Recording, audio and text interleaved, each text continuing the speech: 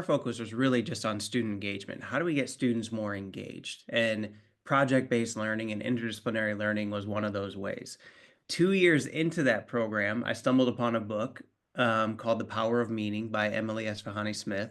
She talks about the research behind meaning and the four pillars of meaning. And one of those pillars that often nudges us to a more fulfilling life is purpose.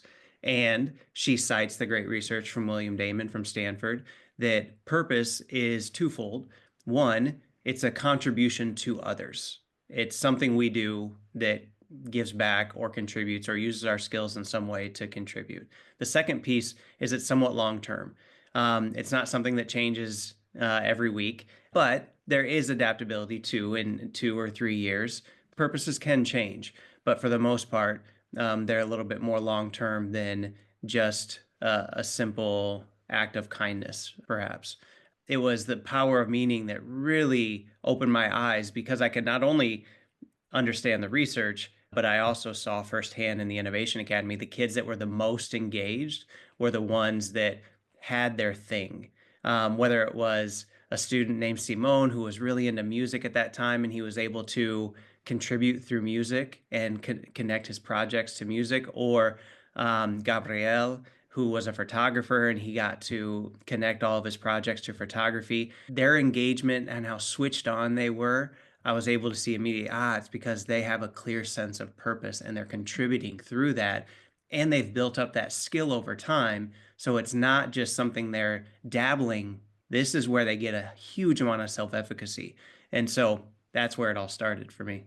What did that look like from the educator side in terms of how were they engaged with learning more? Or what did you see in terms of engagement? What do you Engagement with learning in the projects they were doing. For instance, Simone we were doing economic documentaries and they had to find a local issue and he really focused his on the music industry in Lima. That's just a tangible example, but they were also far more engaged in the community, contributing through their work. Gabrielle would go around and he was essentially our student photographer. If we had an assembly, he was the one taking pictures of the assembly. If we had, you know, any number of things, he was there. We did these builds. If anybody knows techo in Latin America, it's we go out and we build prefabricated homes for neighborhoods throughout Lima, and he was the photographer for that. And just to see him come alive because he's contributing, he's doing something he loves, he's learning along the way.